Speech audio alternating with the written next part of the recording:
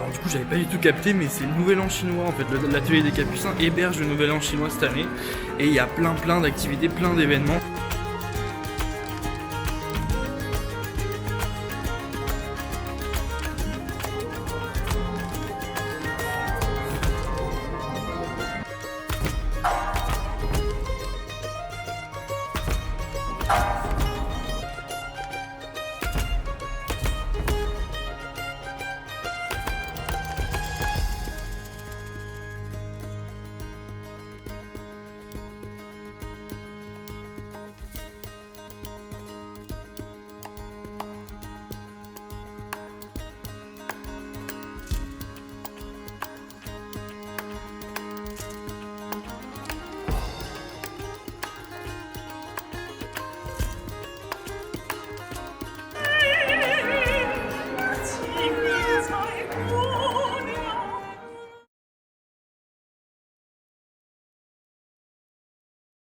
Et bah, quel sacré endroit! C'est vraiment un endroit comme ça qui manque à Poitiers, hein. Vraiment un endroit où il y a plein d'initiatives culturelles, associatives. C'est vraiment super cool. Donc là, l'atelier des Capucins hébergeait le Nouvel An chinois, mais également plein de trucs. La médiathèque est incroyable. Il y a des consoles de jeux, il y a un toboggan, il y a un toboggan dans la médiathèque quand même. Il y a un toboggan dans la médiathèque. Tu peux geeker. Il y a plein de jeux de société. Là, on va se diriger vers la rue Saint-Malo. La rue Saint-Malo, c'est quoi? C'est la plus vieille rue de Brest, en fait, si vous voulez. Elle date d'avant la Deuxième Guerre mondiale, puisque ce qu'il faut savoir, je ne l'avais peut-être pas dit, c'est que Brest, c'est une ville qui a été bombardée lors de la Seconde Guerre mondiale et qui a quasiment été entièrement rasée. Donc en fait, bah, c'est pour ça qu'on dit que Brest est très industriel, très moderne et tout, etc. Parce que c'est une ville qui a été complètement reconstruite au milieu du XXe siècle, en fait. Et donc là, on va aller dans la plus vieille rue de Brest. Mais avant ça, bien sûr, avant ça, là, on est H-5 avant le match, donc je vais vous livrer mon sentiment, mon prono bien sûr sur ce match. Et à vrai dire, je vois bien une victoire brestoise aujourd'hui. Et moi, mon pari sportif, c'est Brest gagne de 1. Pourquoi Brest gagne de 1? Donc alors déjà la cote est à 3,5, donc c'est quand même une cote assez intéressante. Parce que déjà je vois Brest gagner, mais je vois pas forcément un très gros match.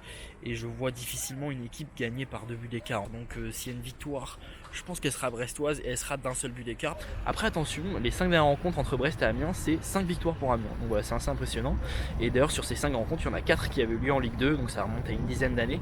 Et donc du coup c'est deux équipes qui se sont rarement affrontées en Ligue 1 et à l'aller, Amiens d'ailleurs avait gagné. Donc mon prono pour ce match, c'est une victoire de Brest.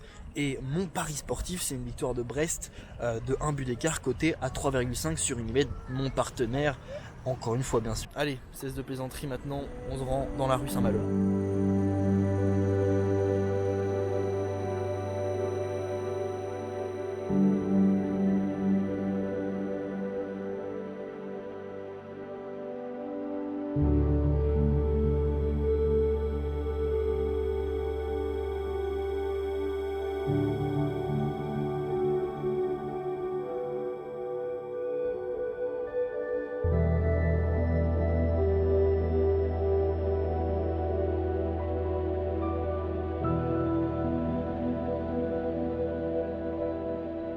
C'est super drôle comme rue parce que c'est ultra végétalisé en fait. Il y a des plantes partout.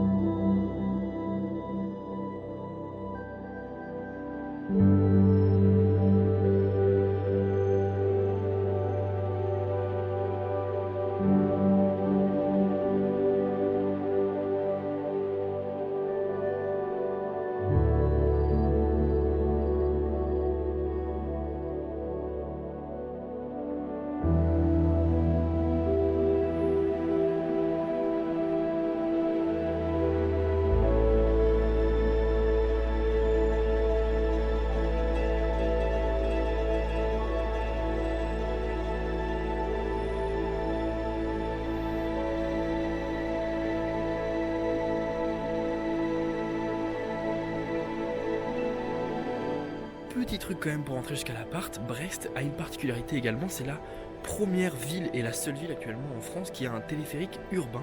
Donc du coup on va rentrer en téléphérique.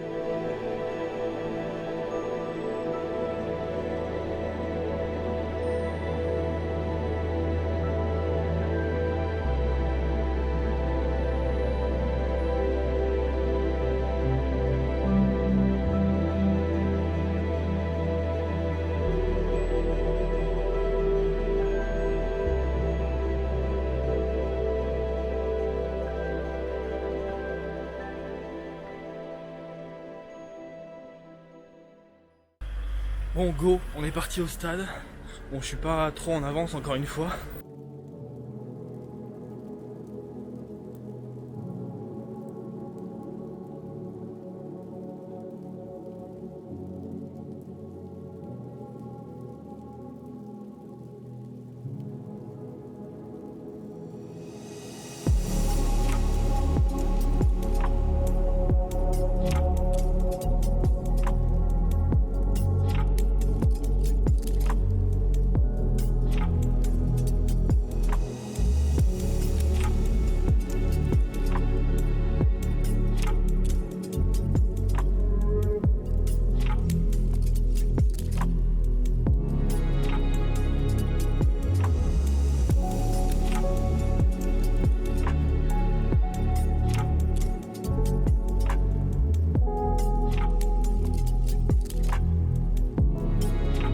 N'hésitez pas, une nouvelle fois, vous avez découvert ce magnifique emoji Bretagne. N'hésitez pas à tweeter, à retweeter encore l'emoji Drapeau Breton.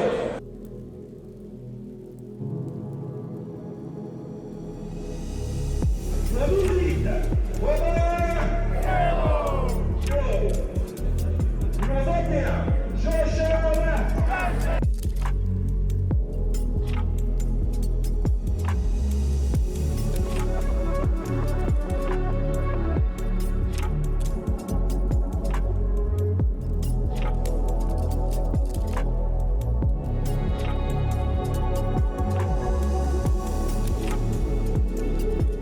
Bon, 0-0 mi-temps.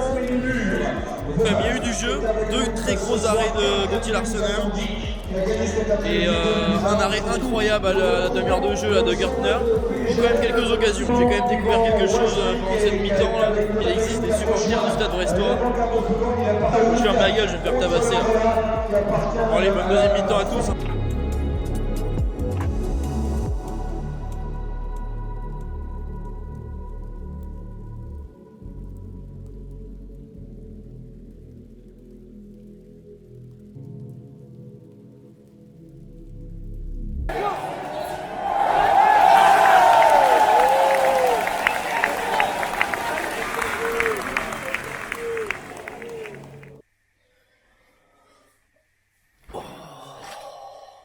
Bon, de retour du stade, honnêtement, c'est très bien passé une nouvelle fois. J'ai eu un match franchement pas si décevant que ça. Et une deuxième mi-temps qui s'est complètement emballée, si vous voulez, en fait, avec ce premier but, donc du coup de Brest, juste à la reprise, en fait. Et ce penalty qui a été ultra critiqué, qui a été transformé par Guirassy de Amiens. Et vraiment, à partir de là, par contre, le match a complètement changé de dimension et c'est devenu un match avec beaucoup de tension. Chaque décision arbitrale, mais peu importe dans quel sens, était contestée. Alors à la fois c'était super parce que ça rajoutait beaucoup de tension dans le match et tout, etc. Et vraiment le match a pris une autre dimension avec le public qui faisait que de gueuler et tout. Mais à la fois, presque je me sentais agressé, c'était presque un peu chiant aussi à la fin parce que autant de mauvaise foi, vraiment même j'avais genre un mec juste derrière moi qui contestait de toute façon chaque décision arbitrale. Même s'il y avait faute, balle à Brest, il critiquait. Genre c'est pas comment le gars. Ouais, je vais pas en dire plus pour le match, mais vraiment encore une fois j'ai été super satisfait, franchement, une super ambiance. Il y a eu 3 buts quand même avec une victoire brestoise et donc du coup mon pari pour le moment qui rentre, donc du coup avec ce Brest qui gagne de 1 but, cote à 3,50 quand même qui rentre ce soir, donc vraiment j'ai été assez devin là-dessus. Je vais pas en dire plus après tout, etc. Ça viendra lors de l'outro, donc du coup je donnerai mes notes notamment pour le club et donc du coup de toute manière on va le tourner ce soir, l'épisode il va se terminer ce soir parce que demain dimanche je vais faire que du montage pour que vous puissiez voir cet épisode en début de semaine, donc du coup on se retrouve tout à l'heure pour l'outro avec les notes. Bon, il va être temps de conclure cet épisode. Déjà, c'est passé très vite. C'est vrai que du coup, j'ai commencé un petit peu à vous raconter ce qui se passait mardi. Et là, on est samedi, donc en vrai, pour finir, ça fait 4 jours. Bref, je conclurai tout à l'heure. D'abord, je vais vous donner les notes. Donc du coup, les notes déjà pour la ville.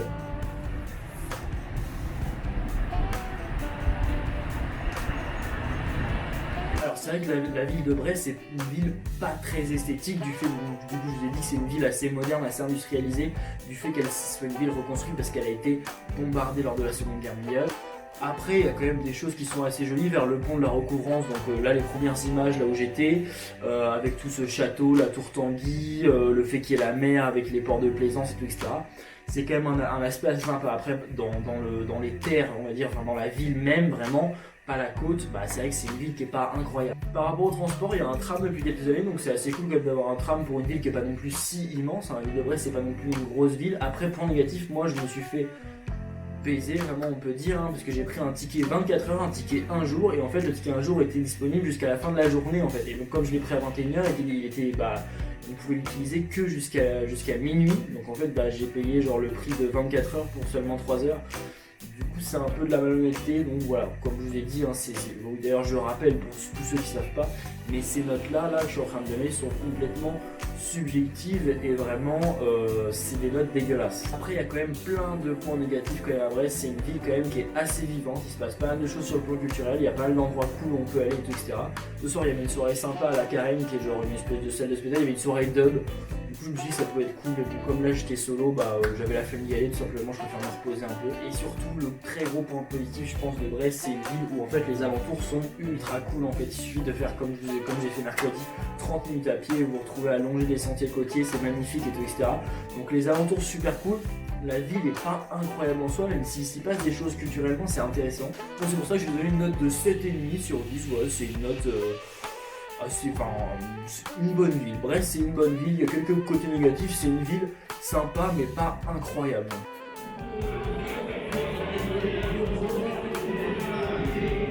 Par rapport au Brestois, donc la note la plus polémique, en fait j'ai pas vraiment d'avis en fait si vous voulez, parce que j'ai eu assez peu d'expérience avec les Brestois tout simplement. Parce que j'ai été hébergé donc chez Max qui vient pas du tout de Brest, qui vient d'Angoulême je crois, et également dans la coloc en fait, je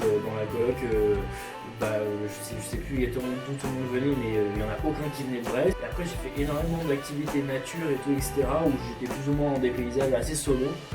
Donc en fait j'avoue que j'ai pas eu énormément d'expérience avec les Brestois. Mais après globalement de tout ce qu'on m'a dit et tout, etc. Des gens que j'ai pu quand même rencontrer ici. C'est vraiment une population qui est quand même très accueillante et tout, etc. Mais encore une fois, du coup, je pense que je vais donner la note de 7,5 sur 10.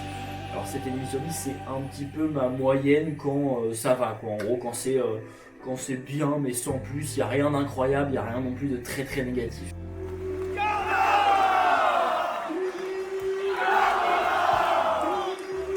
Pour le Stade Brestois 29, la note pour le club. Alors du coup, j'ai été très surpris, il y avait une super ambiance dans le stade, et d'ailleurs, petit big up aux Celtic Ultra qui je crois n'ont pas arrêté de chanter pendant toute la rencontre. Ce qui fait qu'on sent vraiment une identité qui se dégage autour de ce club-là, il y a vraiment une super ambiance, quasiment toutes les tribunes étaient complètes, à part la tribune sous la pluie, je vous ai montré. Donc vraiment une super ambiance.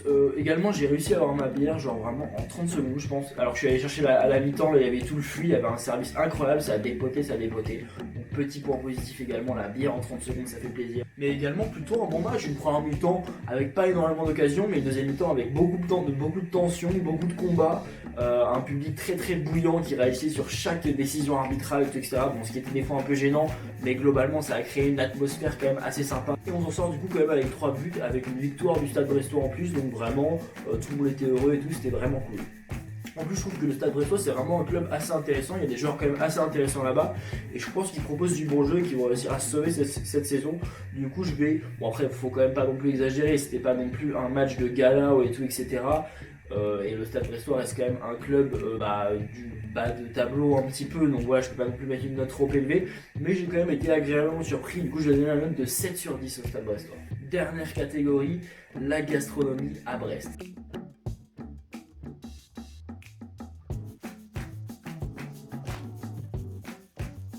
Alors déjà pour toutes les villes qui sont en Bretagne, donc c'est-à-dire Brest, Rennes,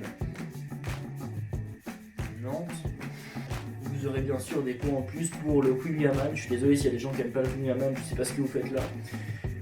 Les crêpes, les galettes et la galette saucisse bien sûr. Donc déjà ça c'est 4 trucs que j'ai pas goûté la personne pendant mon séjour, mais c'est 4 trucs bien sûr qui méritent des points en plus. Après, donc du coup, moi je suis allé déjeuner au Ruffet, donc du coup c'était ce midi, en plus c'était samedi midi, je suis allé déjeuner au Ruffet, donc du coup qui a représenté les couleurs finistériennes. Plutôt bien, mais sans plus encore une fois. Petit côté négatif, bien sûr, il y a beaucoup de spécialités qui sont dans le domaine marin en fait, si vous voulez. Et moi, tout ce qui est fruits de mer, poissons et tout ça, c'est vraiment pas trop mon délire, mais du coup, je me suis quand même un peu forcé. Et en entrée, j'ai pris un wrap à la rillette de merlan, et donc du coup, C'était très bien présenté, j'ai un bon point pour la présentation, mais après c'est vrai que c'était un peu fade, après il y avait une petite sauce au réfort qui venait relever un peu le tout, mais globalement c'est très bien présenté, mais le goût n'était pas forcément trop au rendez-vous, un petit peu comme le plat, j'ai goûté la fameuse recette de poté à la bretonne, donc avec des lardons de cochon, en fait de cochon, et le cochon c'est le breton, il y a beaucoup d'élevage de cochons en Bretagne, donc moi le cochon j'avoue je kiffe, donc du coup ça c'est un petit point aussi. Et sinon, une potée à la bretonne, en gros, c'est un espèce de bouillon, mais plus ou moins, enfin, même carrément en fait au poisson, avec du rouget, des pétoncles, des légumes et tout, etc. C'était pas mauvais, mais c'était pas ouf. Après le goût, comme je l'ai dit, je choisis vraiment un resto dans lequel je vais qui est plus ou moins traditionnel. Et ce resto-là a vraiment comme devoir de représenter la gastronomie donc, du département, en l'occurrence ici le Finistère. Il y a eu un très bon accueil. Après, ça a dépoté. Je sentais vraiment, genre, j'ai à peine fini de saucer mon assiette, qu'on me l'a prise et tout, etc. Donc c'était un peu rapide quand même au niveau du rythme, j'ai eu un peu peur, ça s'est un peu calmé après, du coup je vais décider d'accorder la note de 7 pour la gastronomie finistérienne de Brest. Donc tout ça, ça me donne une moyenne de 7,25, c'est un petit peu à l'image encore une fois, comme à voilà, je pense que j'ai préféré ma semaine vraiment à Bordeaux pour le moment, par rapport à la semaine à Brest, c'est vrai qu'il y a eu tout ce début là où j'ai un petit peu galéré à venir en autostop, qui m'a fait marrer 30 secondes, donc d'un moment c'est vrai que c'était un petit peu chiant. Petit côté négatif, j'ai passé beaucoup de moments solo aussi en fait cette semaine et contrairement à Bordeaux en fait où j'étais pas du tout solo, la coloc où j'étais c'est vrai que c'était assez occupé à bouger à droite à gauche parce que ils avaient des trucs à faire en fait et là Max qui du coup m'a donné son appart est parti hier, il revient que demain donc j'ai été toute la journée d'hier solo, toute la journée d'aujourd'hui solo et demain je vais quasiment être toute la journée solo aussi. Mercredi du coup je suis parti faire ma rando solo, bon là ça me dérangeait vraiment pas du tout. Mais si j'avais su que j'aurais été autant solo dans le futur, je pense que du coup je me serais arrangé pour trouver une solution plus ou moins collective. Moi je vous laisse, c'était Octomédia pour le deuxième épisode de l'Octotrip. Octomédia.